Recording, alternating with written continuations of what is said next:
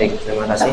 Bismillahirrahmanirrahim. Assalamualaikum warahmatullahi wabarakatuh. Alhamdulillah wassalatu wassalamu ala Rasulillah wa ala alihi washabbihi wa man walah, amma ba'd. Yang saya hormati Kepala Dinas Pekerjaan Umum Kabupaten Banyumas dan juga Kepala Balai PSDA Provinsi Jawa Tengah, rahimakumullah. Kemudian yang saya hormati pula para hadirin, bapak-bapak, ibu-ibu, saudara-saudari sekalian dari Dinas PU, Disperindak, dan juga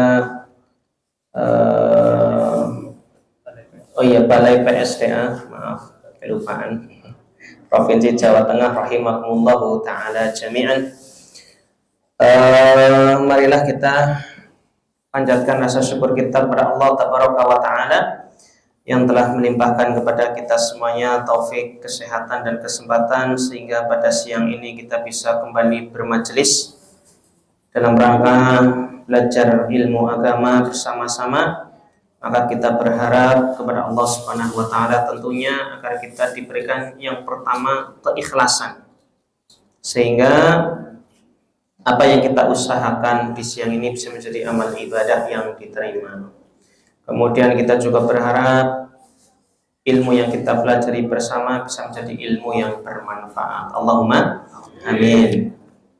Baik, kaum muslimin rahimani wa rahimakumullah, sebagaimana tadi sudah disampaikan bahwasanya tema pengajian kita mulai pertemuan ini dan mungkin pertemuan yang akan datang, insya Allah kita akan membahas tentang tafsir surat Al-Fatihah. Okay. Sebelum kita masuk ke tafsir surat Al-Fatihah, mungkin ada beberapa hal yang perlu kita perhatikan bersama. Kenapa kita harus belajar tafsir, Pak? Tafsir itu kan apa? Penjelasan ayat-ayat Al-Quran. Lalu kenapa kita perlu belajar tafsir? Ya, maka para ulama menjelaskan di antara alasannya karena Al-Quran yang diturunkan kepada Nabi Muhammad SAW dan disampaikan kepada kita semua, ya, itu ada tujuan di baliknya. Kenapa sih Al-Quran itu sampai pada kita? Itu ada tujuannya. Sebagaimana Allah Subhanahu wa Ta'ala berfirman di dalam surat Shad ayat 29. Allah Subhanahu wa Ta'ala berfirman tentang hikmah diturunkannya Al-Quran. Allah Ta'ala berfirman, kitabun anzalnahu ilaika mubarakun. Al-Quran adalah kitab yang diturunkan kepadamu wahai Muhammad, ya, yang penuh keberkahan. Kitab yang penuh dengan keberkahan. Nah, tujuannya apa? Liyadabbaru ayatihi, agar mereka, ya, umat Islam mentadaburi ayat-ayatnya. Tadabbur niku napa? Merenungi, nggih. Berusaha menggali, ya, makna-makna yang terkandung di dalam ayat Al-Quran. Waliyadzakkara ulul albab, ya, dan tujuan berikutnya adalah agar orang-orang yang mempunyai akal bisa mengambil pelajaran. Dari ayat ini, Bapak Ibu sekalian rahimakumullah, kita ketahui bahwasanya tujuan Al-Quran diturunkan kepada kita itu adalah untuk tadaburi, direnungkan, okay, kemudian diambil pelajarannya. Terus gimana biar kita bisa mewujudkan tujuan ini, Pak? Bisa tadabbur, bisa tadabur. Apakah hanya sekedar baca saja? Mau stop nih? Tidak, belum cukup. Baca bagus, sudah ada keutamaan tersendiri. Kita bukan lagi bicara artinya baca tok nggak bagus. Baca Al-Quran itu bagus, ya, tapi masih kurang. Ya, dan apakah kita bisa mentadaburi ayat Al-Quran langsung dengan baca, Pak? Tidak, butuh tahapan-tahapan berikutnya. Ya, maka tahapan tersebut adalah belajar tafsir. Oke. Terjemahan ini bisa membantu sedikit, ya, tapi kita perlu belajar nopo tafsir agar jadi sudah belajar tafsir, ya, nanti baru bisa apa merenungi ayat-ayat di dalam Al-Quran. Jadi ini prosesnya butuh lumayan nih, Pak, masih banyak prosesnya. Sudah baca alhamdulillah, ya, tapi kita punya tugas lain ini. Al-Quran yang diturunkan kepada kita harus ditadaburi dan diambil pelajarannya. Ya, maka ini mudah-mudahan sebagai langkah awal, okay, untuk menunaikan kewajiban kita untuk mentadaburi ayat-ayat Al-Quran, ya. Dan kita mulai dari surat Al-Fatihah. Kenapa surat Al-Fatihah? Ya, karena surat Al-Fatihah adalah surat yang penuh keistimewaan. Ya, surat yang penuh dengan keistimewaan. Surat yang sangat dekat dengan kita. Ya, karena surat ini dibaca berapa kali, Pak, sehari minimal?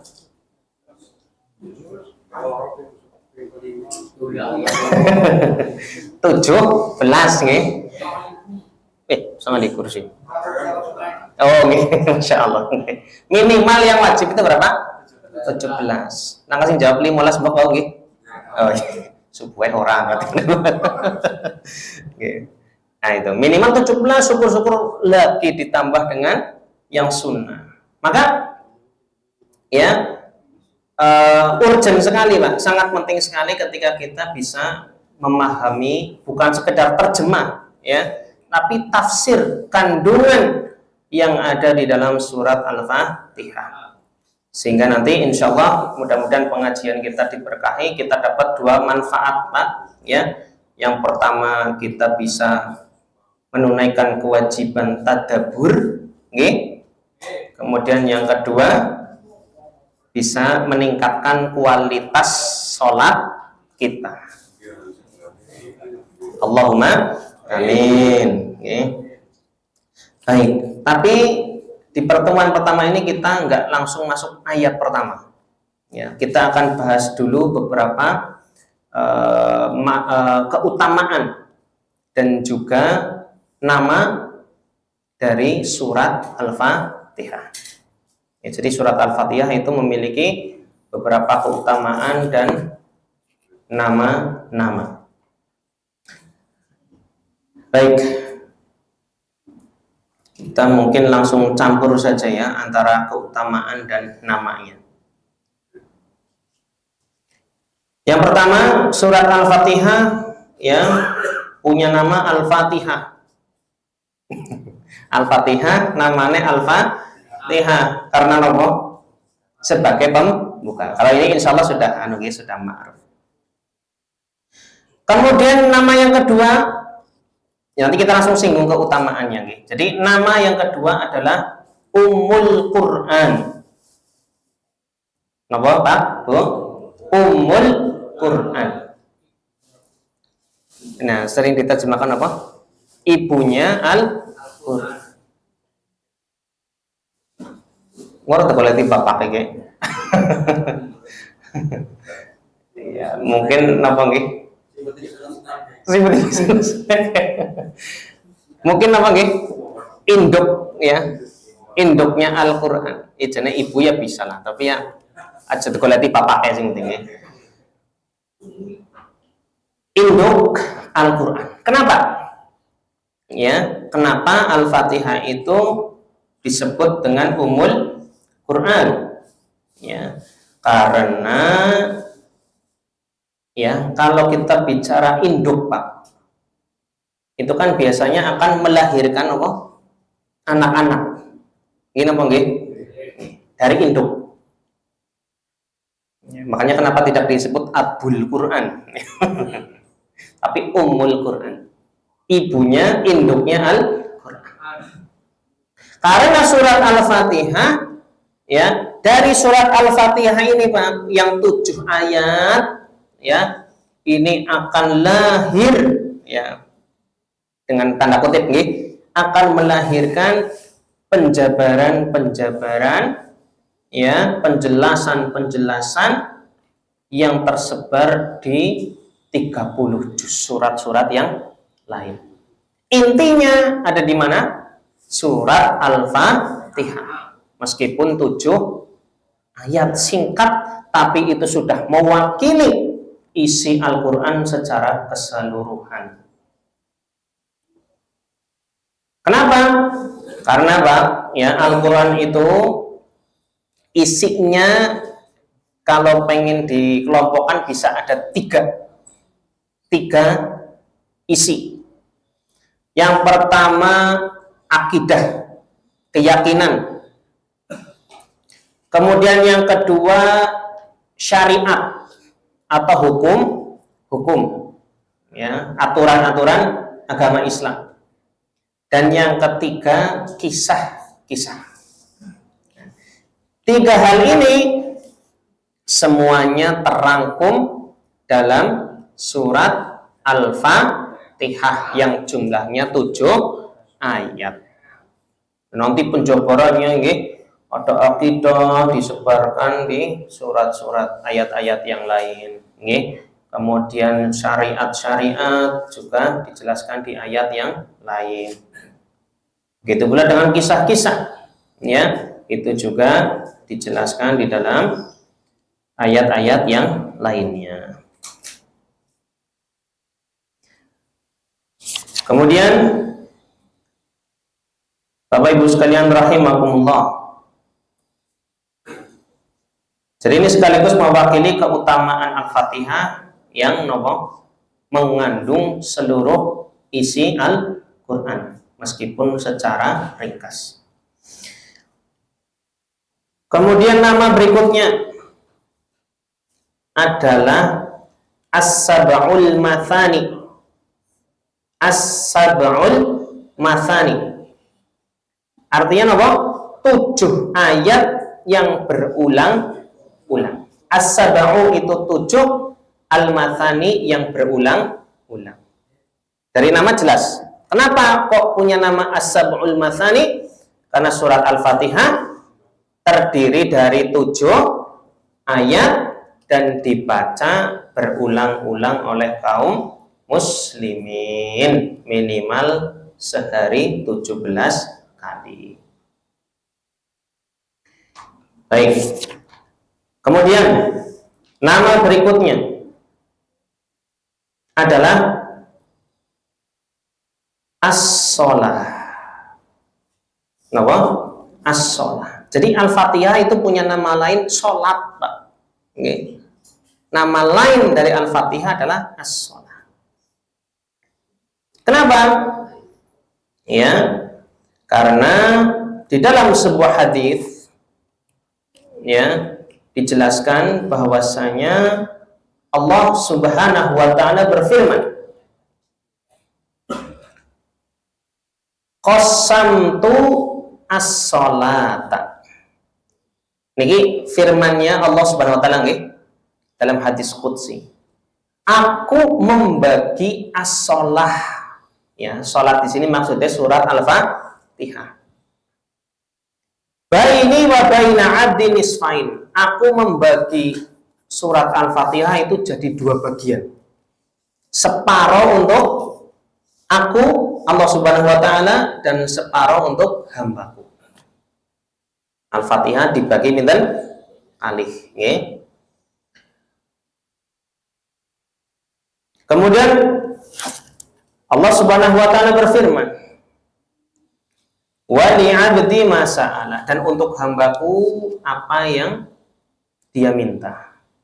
Fa idza qala al-'abdu alhamdulillahi rabbil alamin, qala Allah ta'ala hamidani 'abdi.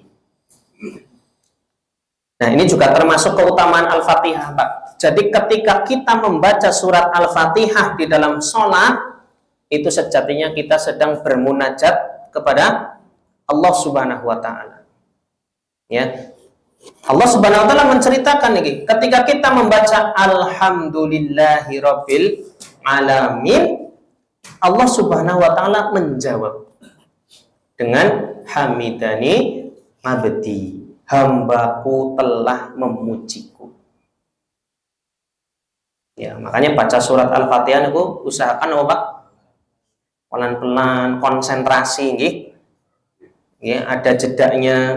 Ya, sebagian ulama mengatakan disyariatkan untuk dijeda-jeda bacanya. Ojo alhamdulillahirabbil alamin arrahmanirrahim maliki yaumiddin iyyaka na'budu wa iyyaka nasta'in. Terus niku nggih. Pelan-pelan ya. Ini sedang bermunajat kepada sinten? Allah Subhanahu wa taala. Kemudian ketika ya saya baca langsung terjemahan lagi. Ketika hamba membaca Ar-Rahmanir Rahim, Allah taala menjawab afna alayya 'abdi. Hambaku mengulang pujian untukku.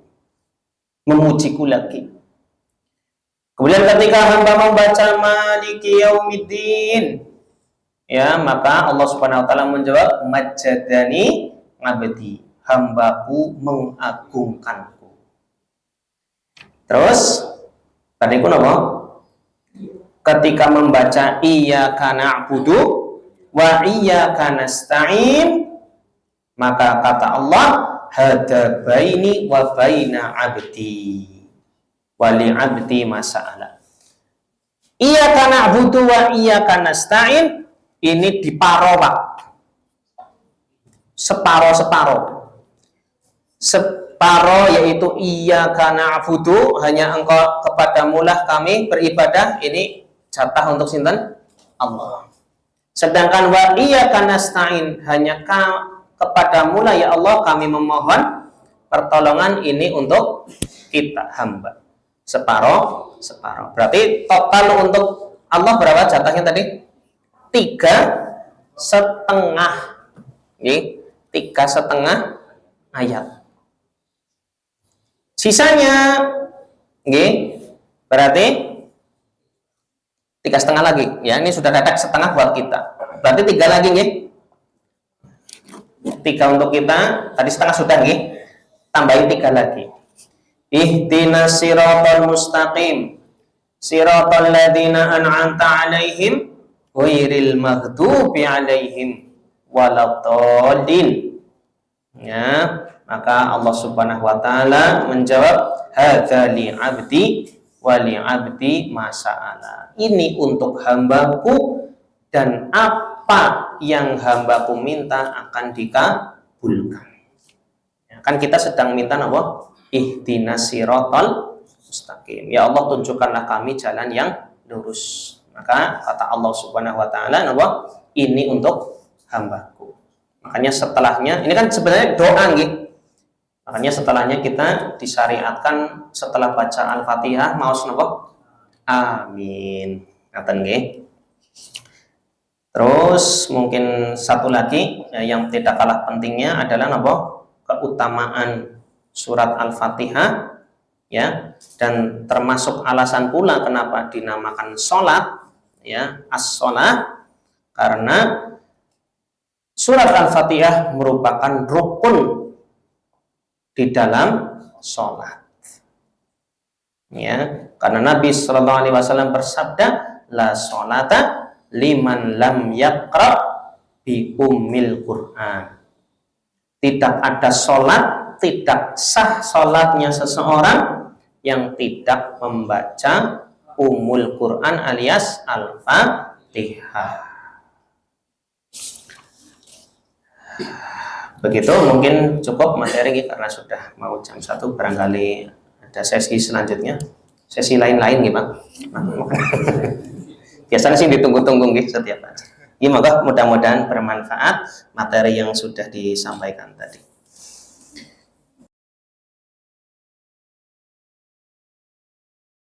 Tadi di awal kalau tidak salah mendengar disampaikan tafsirnya dari Al-Fatihah itu sendiri karena merupakan rukun di dalam sholat. Tentunya kita harus tahu dan paham makna dari Al-Fatihah tersebut. Mungkin perlu lebih mendetail lagi arti dan tafsirnya. Misalnya surat pertama sampai ke-7 itu. Karena ini mungkin kita baca tiap sholat, tetapi belum tentu semuanya memahami. Kiranya itu yang pertanyaan kami. Terima kasih. Assalamualaikum warahmatullahi wabarakatuh. Ayat demi ayat akan kita bahas bersama-sama. Biidznillah ta'ala, mudah-mudahan Allah Ta'ala memberikan kemudahan. Ahli-ahli tafsir ya, seperti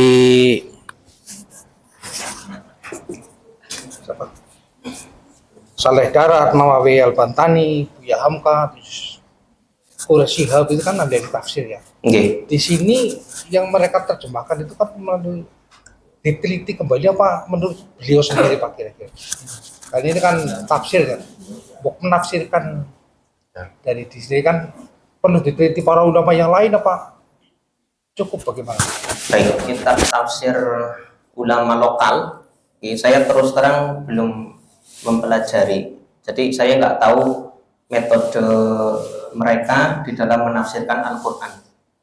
Tapi para ulama memberikan acuan ketika atau acuan dalam menafsirkan Al-Quran. Jadi ada kelas-kelasnya Pak.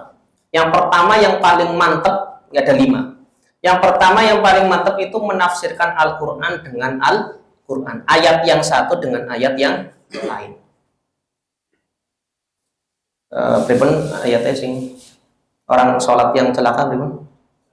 Fawailul lil musallin. Orang sholat tapi celaka. Angger sepotong tok niki, Pak. Bisa. Ya, tafsirnya macam-macam, Pak. Ya, tapi ternyata itu dijelaskan di ayat berikutnya. Alladzina hum an sholatihim sahun. Contohnya, ini orang yang sholat tapi apa? Sahun, lalai. Ya, melalaikan sholat tapi yang ngasar tapi iswaya harap pada maghrib ini misal contohnya ini subuh tapi jam itu sholat tapi ya sholat tapi nopo celaka. Nah, ini ada tafsirannya dari nopo ayat yang lain. Ini yang paling bagus Pak, level tafsir yang paling bagus. Kemudian di bawahnya lagi adalah tafsir dengan sunnah hadis Nabi Sallallahu Alaihi Wasallam. Kemudian yang ketiga adalah tafsir dengan perkataan para sahabat, karena sahabat niku muridnya Kanjeng Nabi Sallallahu Alaihi Wasallam. Terus di bawahnya lagi adalah dengan tafsirnya tabi'in, ya muridnya sahabat. Nah, level yang kelima adalah nopo dengan bahasa Arab. Jadi kalau tidak ada pembahasan secara yang komprehensif, nggak didapati tafsirnya, maka bisa dikembalikan dengan bahasa. Jadi intinya itu Pak, sebetulnya kita belajar tafsir tinggal ngikut itu saja Pak, 5 pakem itu. Mungkin seperti itu. Allah alam bisa. Mungkin ya ulama-ulama yang menafsirkan pasti ada rujukannya, kembalinya ke 5 itu. Allah Ta'ala alam bisa. Baik, terima kasih Ustaz, jazakallahu khair. Dari jamaah ibu-ibu. Tadi misalnya meninggal atau apa, kemudian kan kita kita Al-Fatihah buat si fulan atau apa itu ada dasarnya juga gitu. Allah alam bisa. Ya, saya mungkin ya bisa ditanyakan kepada yang mengamalkan. Kalau saya pribadi belum mendapati, ya. Kalau entah ada atau tidaknya dipastikan dulu, ya. Tapi kalau selama ini saya pelajari, yang saya dapati begitu, selama belajar, nggak ada dalilnya, nggak ada. Allah alam bisa. Yang saya tanyakan Ustadz, apakah ada perbedaan arti antara arti dari Al-Quran satu dengan Al-Quran yang lain? Kalau tafsir kan mungkin setiap penafsir punya persepsi dan pandangan sendiri-sendiri, sumber sendiri-sendiri. Lah ini saya tarik ke belakang, apakah ada perbedaan arti antara Al-Quran satu dengan Al-Quran yang lain? Seperti itu. Yang kedua, ya, Ustaz. Ustaz, untuk bacaan Al-Fatihah, Ustaz, biasanya kalau setelah udah waladhdallin amin, itu saya pernah dengar aminnya itu harus A-nya panjang, I-nya panjang, amin gitu. Tapi kalau misalnya amin itu katanya beda arti atau beda makna seperti itu, Ustaz. Apakah begitu berpengaruh untuk keabsahan sholat itu? Berkaitan pertanyaan pertama, saya bisa memahami Al-Quran satu dengan yang lain gimana? Kan Al-Quran ya satu.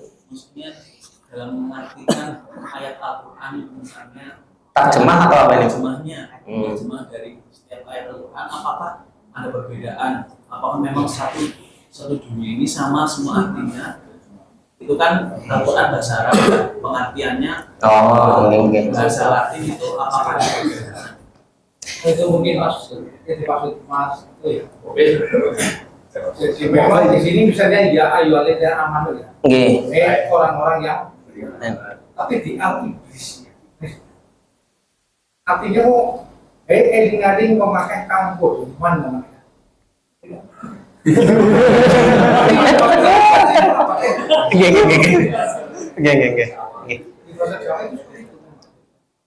Sopongnya gitu ya. Jadi jadi yang saya pahami dari pertanyaan tersebut, jadi memang yang namanya terjemah, terjemah ini kan pendekatan makna, ya, pendekatan makna. Jadi setiap bahasa Indonesia, Jawa, Prancis, Eropa, Korea, ya, atau manapun itu tentu ya cara pengungkapannya bisa beda-beda, tapi pasti mereka ya nggak akan mungkin sembarangan, pasti akan berusaha menggunakan ungkapan yang paling mendekati dengan makna yang diinginkan dalam Al-Quran. Jadi perbedaan yang mungkin ada tipis-tipis lah, cuma insya Allah ya, apalagi kan ada di Indonesia ada Kementerian Agama gitu, dengan tim apanya itu riset Al-Qurannya seperti itu gitu. Jadi terjemahnya yang tersebar di masyarakat itu nggak mungkin ya sembarangan ya. Mungkin di Jepang juga ada tim penelitinya, ada Eropa Wetan ya itu nih. Jadi kalau masalah terjemahan ya, dan tafsir pun sebenarnya ada perbedaan, yaitu memang seperti itulah ya, memang ada perbedaan. Terus tadi yang kedua namanya amin gitu. Memang amin cara bacanya adalah amin gitu gitu. Jadi panjang semua ya. Kalau amin ya berarti orang yang dipercaya.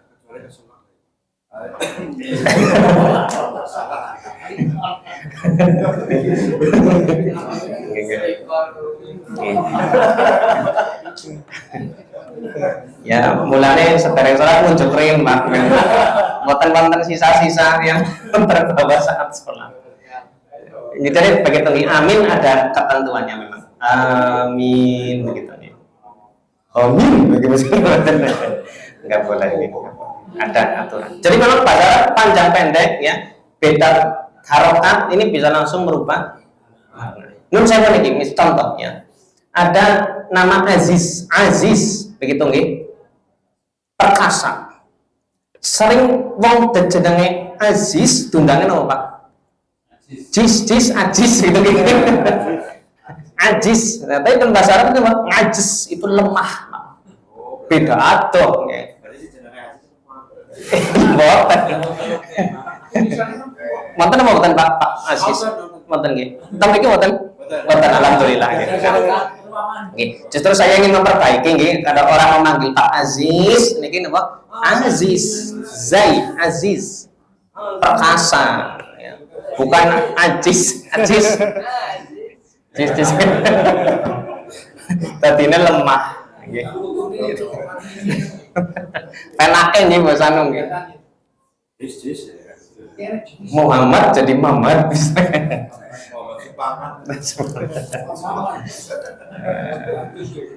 Allah alam bisa itu nggih. Jadi memang bahasa Arab harus madan niku nggih.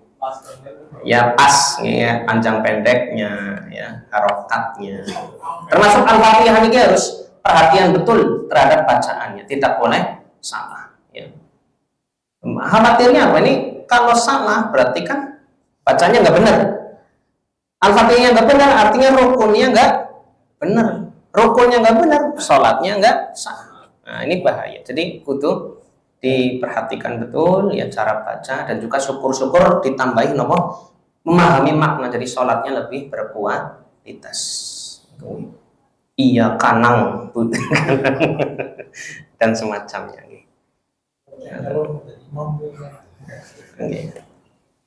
Bagaimana Mas? Ada lagi nopo Mas? Imam suka dulu ada asar. Nah,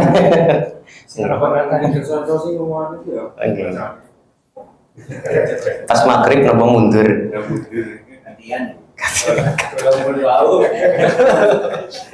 Peyengan gitu. Pas maghrib kan maju lagi serap. Alasannya apa?